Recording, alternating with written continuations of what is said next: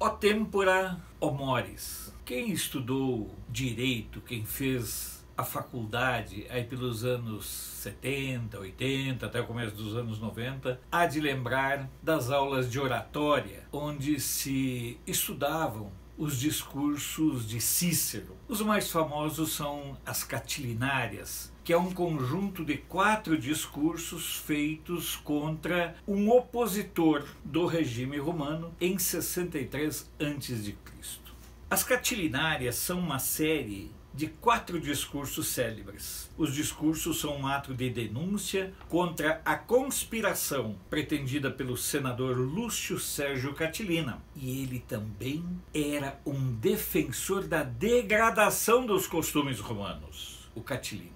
Falido financeiramente, Catilina, filho de família nobre, juntamente com seus seguidores subversivos, planejava derrubar o governo republicano para obter riquezas e poder. Isso não lhes lembra nada? Isso não lhes conduz para uma imagem dos oposicionistas, do pessoal do Centrão durante as noites conspirando junto com segmentos do judiciário e agora trabalhando abertamente contra a PEC paralela e também já trabalhando pela derrubada dos vetos propostos pelo presidente Bolsonaro na lei do abuso do poder? A mesma estratégia que Catilina usava e que foram denunciados por Cícero é usada hoje por esse pessoal. Resgato um pouco disso da memória para falar de um episódio que está na ordem do dia, um assunto que está na pauta.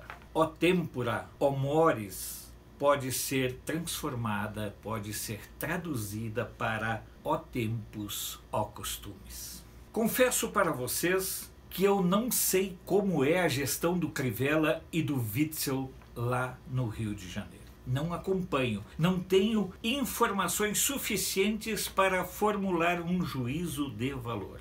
No entanto, eu sei que os dois administram talvez a cidade e o estado mais complicado em termos de restaurar um processo, digamos, de normalidade civilizatória. O Rio de Janeiro, não por acaso, tem praticamente toda a sua antiga elite política na cadeia. O episódio da proibição de livros abertamente obscenos, vagabundos, de conteúdo deturpado que estavam em uma feira do livro no Rio de Janeiro, trouxe à baila o quanto a estratégia de destruição que esse segmento de esquerda pratica se aprofundou em nossa sociedade.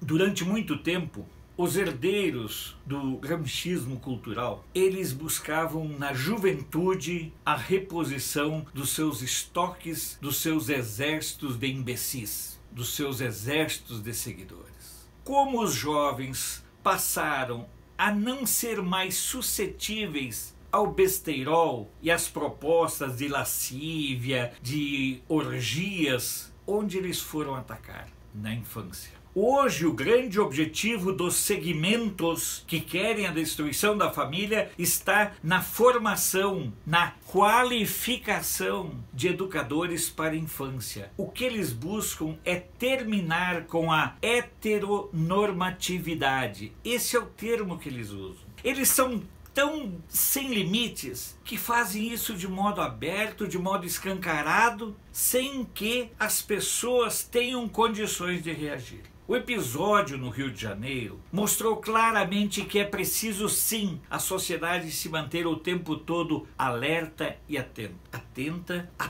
tudo que vem sendo organizado, a tudo que vem sendo feito.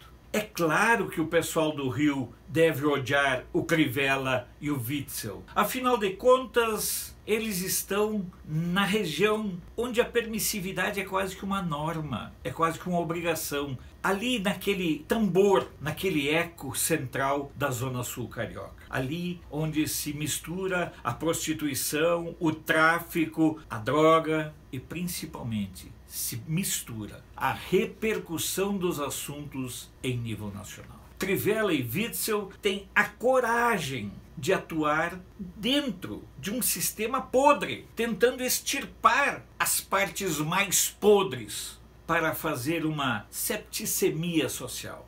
Observem que Crivella cortou o maconhaço, cortou as verbas da Rede Globo, cortou as verbas do Carnaval, cortou as verbas de paradas gays. Observe que Witzel tem a coragem de tratar bandido como bandido, o que na cabeça dessas pessoas é um verdadeiro absurdo, é um verdadeiro assinte.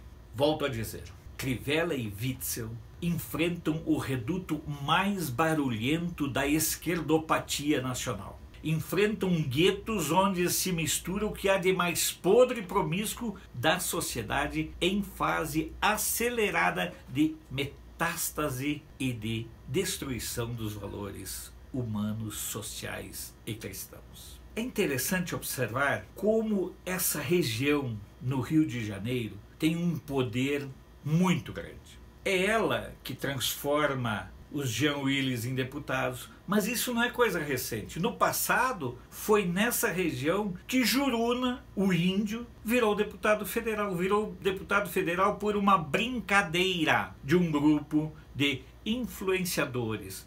O Juruna, que foi usado como um ser exótico e que, quando não interessava mais, passou os últimos anos aqui em Brasília, andando pelos bares, se sujeitando a fazer fotos com bêbados em troca de um copo de cachaça. Essa foi a fase final do Juruna, que é alçado a uma condição de deputado federal, depois lhe tiraram o chão. Nada contra ter índios deputados federais, mas que sejam eleitos por suas comunidades, que sejam eleitos com identidade com as lutas do povo, com as lutas do seu povo, não das ONGs que os manipulam. Juruna é a imagem perfeita do quanto a Zona Sul carioca pode ser nociva pelo desrespeito humano que ela tem como prática. O descarte humano que a gente observou em Juruna, ele é típico da postura utilitarista que os grupos de esquerda possuem. Voltando à questão central do nosso comentário de hoje, o que isso tudo tem a ver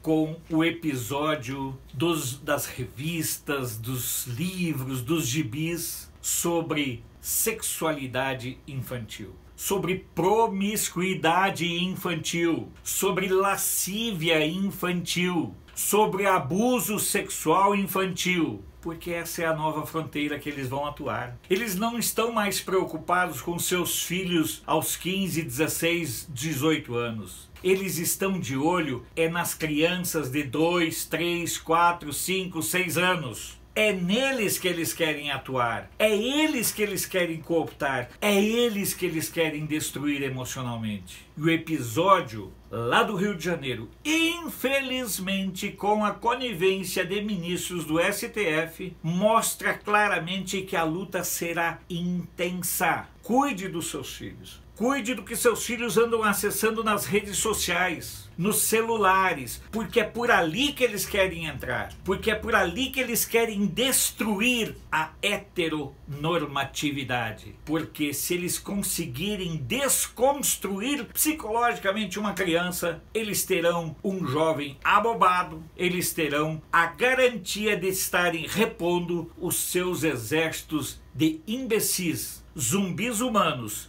que ficam vagando sem destino, sem objetivo, sem opção, sem trabalho, que é a geração do 100.